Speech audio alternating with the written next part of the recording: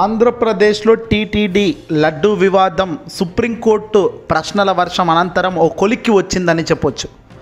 ముఖ్యమంత్రి స్థాయిలో టీడీపీ అధినేత చంద్రబాబు నాయుడు గారు చేసిన వ్యాఖ్యలకు సుప్రీంకోర్టు ధర్మాసనం చాలా సంచలన వ్యాఖ్యలు కూడా చేసింది. చాలా గట్టిగానే హెచ్చరించింది, తప్పుబట్టింది కూడా. అయితే ఇక్కడ సుప్రీంకోర్టు దెబ్బకు చంద్రబాబే కాదు, కూటమి నేతలందరికీ కూడా మైండ్ అయితే బ్లాక్ అయినట్టుగా కూడా తెలుస్తుంది. అలా ఎలా లడ్డూ టెస్ట్ చేశారా, లడ్డూలో నెయ్యి కల్తీ ఉందని ఎలా చెప్పేస్తారు ప్రజల ముందుకొచ్చి, మీడియా ముందుకొచ్చి?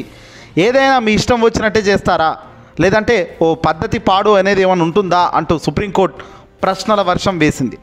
తిరుమల శ్రీ వెంకటేశ్వర స్వామి పేరుతో ఆంధ్రప్రదేశ్ రాష్ట్ర ముఖ్యమంత్రి వర్యులు చంద్రబాబు చేసిన వ్యాఖ్యలను పూర్తిగా తప్పుబట్టిన సుప్రీంకోర్టు ధర్మాసనం అక్టోబర్ 3న వాయిదా వేస్తూ కూడా మధ్యాహ్నం మళ్ళీ విచారణకు వస్తున్నట్టుగా తెలుస్తుంది.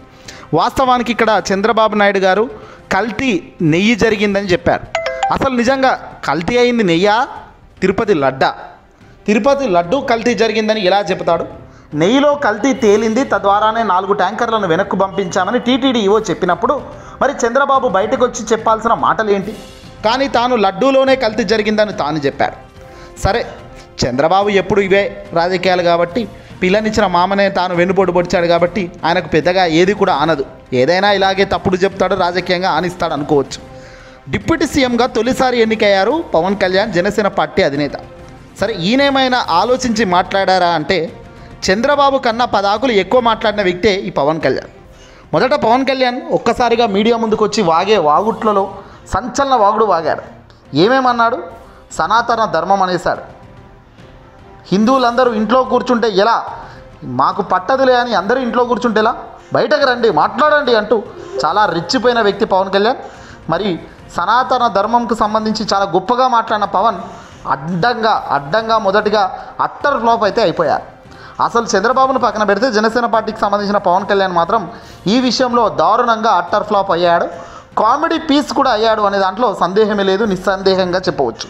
ఎందుకంటే ఒక నిరాధారణమైన ఆరోపణ చేయడమే కాదు, అయోధ్యకు 1,00,000 లడ్డూలు కూడా వైఎస్ జగన్ హయాంలో పంపించారు, అక్కడ ఇంత కల్తీ జరిగిందో అంటూ మాట్లాడుతున్నారు. ఇంక అంతకు మించిన దరిద్రం మరొకటి లేదు. అసలు లడ్డూలో కల్తీ ఎక్కడ జరిగింది నెయ్యిలో కల్తీ జరిగిందని 4 ట్యాంకర్లు వెనక్కు పంపించాక అసలు కల్తీ లడ్డూలో ఎక్కడ జరిగింది అనేది సుప్రీంకోర్టు కూడా లేవనెత్తిన ఒక అనేక పాయింట్లు. ఇక్కడ సుప్రీంకోర్టు కన్నా ముందే మాజీ ముఖ్యమంత్రి జగన్మోహన్ రెడ్డి గారు, వైసీపీ పార్టీ అధినేత గారు, మాజీ ముఖ్యమంత్రి జగన్ అప్పుడే లేవనెత్తారు ఈ ప్రశ్నలన్నీ కూడా. కానీ ఎంతైనా ప్రత్యర్థి కాబట్టి ఆయన మీద అంత ఫోకస్గా వెళ్ళలేదు. ఎప్పుడైతే సుప్రీంకోర్టు అవే వ్యాఖ్యలను చాలా తీవ్రంగా ఖండించడం, ముఖ్యమంత్రి స్థాయిలో ఉన్న వ్యక్తికి మొట్టికాయలు సుప్రీంకోర్టు ధర్మాసనం నుంచి పడేసరికి అందరూ కూడా అవాక్కయ్యారు. కానీ ఒకసారి పవన్ కళ్యాణ్ కూడా ఎంత దారుణంగా మాట్లాడాడో చూద్దాం. అయోధ్య రామ మందిరం కోసం దానికి కూడా వీళ్ళు 1,00,000 లడ్డూస్ 1,00,000 లడ్లు ఇలా బీఫ్ తోటి, పిగ్ ఫ్యాట్ తోటి, ఫిష్ ఆయిల్ తోటి కలిపిన లడ్డు 1,00,000 లడ్లు కొన్ని శతాబ్దాలుగా అయోధ్య రామ మందిరం కావాలి చాలా ప్రతిష్టాత్మకంగా తీసుకుంటే దానికి కూడా తిరుపతి లడ్లు వెళ్ళి, టీటీడీ లడ్లు వెళ్ళి, ఇది దేశం అంతా దీన్ని కదిలిపోయింది. ఈ రోజున ఇలాంటి అపవిత్రం జరిగింది.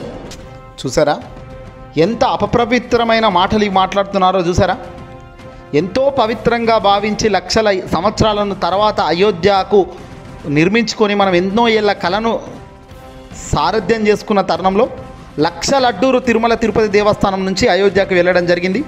అందులో beef oil, fatty oil, fish oil కలిసి వెళ్ళాయంటూ ఎంత నిస్సిగ్గుగా పవన్ కళ్యాణ్ ఈ మాటలు చెప్తున్నాడో విన్నాం కదా. ఇది ఇంతకన్నా సాక్ష్యం కావాలా? పవన్ కళ్యాణ్ ఇప్పుడు దీనికి సమాధానం ఏం చెప్తావు? సుప్రీంకోర్టు ఇచ్చిన తీర్పుకు ఆధారంగా నువ్వేమన్నా మాట్లాడగలుగుతావా? ఇది పవన్ కళ్యాణ్ ఒక నైతిక విలువ. అంటే ఏ విషయమైనా చంద్రబాబు నీ నోటిన వేస్తే చాలు, అది వాస్తవమా కాదా అన్నది కూడా ఆలోచించకుండా చంద్రబాబు చెప్పాడంటే అదే 10,000 అని మీడియా ముందుకు వచ్చి దానికన్నా ఒక 4 అడుగులు ముందుకేసి ఇలా నోటికొచ్చింది చెప్తూ పోవడం ఎంతవరకు కరెక్ట్? తాజాగా చంద్రబాబు, పవన్ కళ్యాణ్ ఇద్దరి నోటికి సుప్రీంకోర్టు వేసిన గట్టి తాళంతో అందరూ కూడా బిక్కుబిక్కుమంటున్నారు. పరువు పోయింది కదా అని కొందరు అనుకుంటుంటే పరువు కాదు, అసలు మొదటికే మోసం అయితే వచ్చింది. ఇక్కడ చంద్రబాబు పరువు పక్కన పెట్టండి, చంద్రబాబు తన రాజకీయ శైలే విధంగా ఉంటుంది. తాను ఖచ్చితంగా తన రాజకీయ ఎత్తుగడ్డలో భాగంగా ఇలాంటివి చంద్రబాబు సర్వసాధారణంగా చేస్తుంటాడు. కానీ డిప్యూటీ సీఎం హోదాలో తొలిసారి ఎన్నికైన పవన్ కళ్యాణ్ కూడా నిస్సిగ్గుగా, చిత్తశుద్ధి లేకుండా వాల్యూ లేకుండా ముఖ్యమంత్రి స్థాయిలో ఉన్న వ్యక్తి చెప్పిన మాటలను పట్టుకొని తాను 4 ఆకులు ఎక్కువ తిన్నాను అన్నట్టుగా 4 మాటలు ఎక్కువ మాట్లాడితే ప్రజలు ఏమైనా ప్రశంసిస్తారా? మరొక వీడియోలో తానే ఏం చెప్తున్నాడంటే హిందువులందరూ బయటికి రావాలి, హిందువులందరూ మీ వ్యక్తిగతంగా బయటికి రావాలి, ముస్లింలు క్రిస్టియన్లు వేరే వేరే మతాలు అయితే బయటికి వస్తారు కానీ మనం ఎందుకు రాకూడదు అంటూ కూడా రెచ్చగొట్టే కార్యక్రమం చేశారు.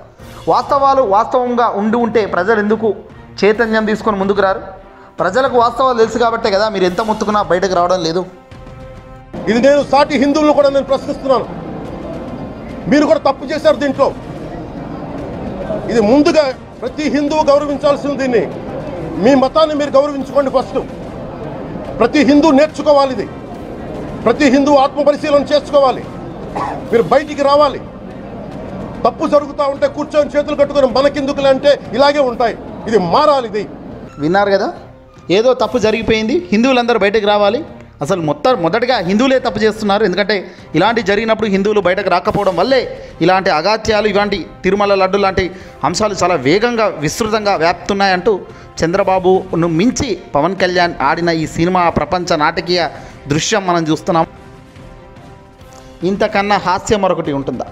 సుప్రీంకోర్టు వేసిన ప్రశ్నలకు తలాతోకా లేకుండా కొట్టుకుపోయే అంశంగా పవన్ కళ్యాణ్ వ్యాఖ్యలు కనబడుతున్నాయి. పవన్ కళ్యాణ్ కేవలం తన రాజకీయ నైపుణ్యం కాదు, అసలు తనకు వచ్చిన ఇన్ఫర్మేషన్ ఆధారంగా కూడా తను మాట్లాడడం లేదు.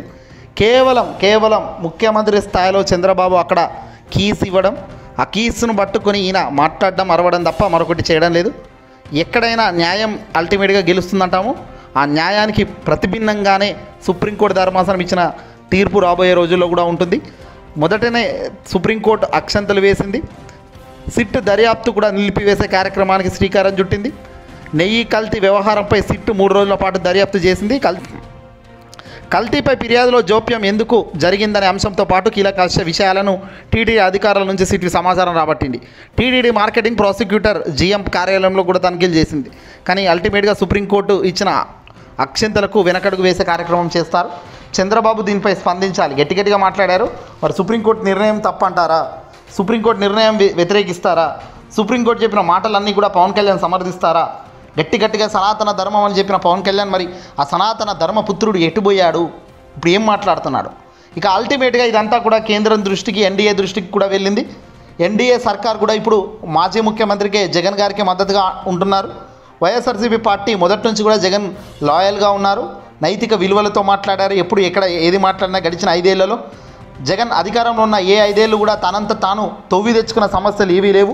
ప్రత్యర్థులుగా ఉన్న వీళ్ళు చేసే రచ్చల కన్నా జగన్ వీటిని తిప్పికొట్టడమే పనిగా పెట్టుకున్నారు తప్ప తాను కొత్త సమస్యలను సృష్టించుకునే కార్యక్రమం చేయలేదు. కానీ వెరాజ్ ఇప్పుడు కూటమి అధికారంలోకి వచ్చిన తొలి 5 నెలల్లోనే దారుణమైన దేవుడి మిస్టేక్ను పైగా పోయిపోయి ఆ దేవుడితోనే పెట్టుకున్నారు. వెంకటేశ్వర స్వామి యొక్క దేవస్థానం లడ్డూ పైనే వివాదం తీసి అడ్డంగా ఇరుక్కుపోయారు. వీళ్ళు ఇరుక్కుపోవడమే కాదు, కేంద్రాన్ని కూడా ప్రపంచవ్యాప్తంగా ఇరికించే కార్యక్రమం చేశారు. ఎన్డీఏలో ఎన్నికల కోసం జైకొట్టిన మోదీ సర్కార్ హిందూయిజం గురించి గొప్పగా మాట్లాడే అమిత్ షా, కేంద్ర మంత్రులు కనీసం టీటీడీ తిరుమల లడ్డు వివాదంలో కనీసం స్పందించలేదు కేంద్ర పెద్దలు. ఇదంతా చూస్తుంటే జగన్కు ఎన్డీఏ తెర వెనకాల గ్రీన్ సిగ్నల్ ఇచ్చినట్టు తెలుస్తుంది. ప్రతి అడుగులో జగన్కు అండగానే కేంద్రం గతంలో ఉంది, ప్రస్తుతం ఉంటుంది. ఇక జగన్మోహన్ రెడ్డి గారు సైతం కేంద్రంలో ఎప్పుడు వర్క్ ఉన్నా తాను చాకచక్యంగా పనిచేయించుకునే బయటపడేవారు తప్ప కేంద్రంతో శత్రుత్వం పెంచుకునే కార్యక్రమం ఎప్పుడు కూడా జగన్ చేయలేదు. అలాంటి ఆలోచన లేదు అని కూడా చెప్పారు. కేవలం తన రాజకీయ పరిస్థితులు, రాష్ట్ర ప్రజల యొక్క మేలు కోసమే తాను అడుగులు వేస్తానని కూడా జగన్ గతంలో చెప్పారు. ఇప్పుడు కూడా అదే ఆచరిస్తున్నారు. మొదటికే ఇక్కడ పవన్ అయితే చాలా దారుణమైన అట్టర్ ఫ్లాప్ అయ్యాడు. మాటలు మాట్లాడే ముందు 1కి 2 సార్లు ఇన్ఫర్మేషన్ మన ముందుంది, నిజమేనా వాస్తవమేనా అన్న ఆలోచన విచక్షణారహితం లేకుండా తాను ఇష్టం వచ్చినట్టుగా మాట్లాడితే ఇదిగో కొలాప్స్ కావడం ఇలాగే ఉంటుంది.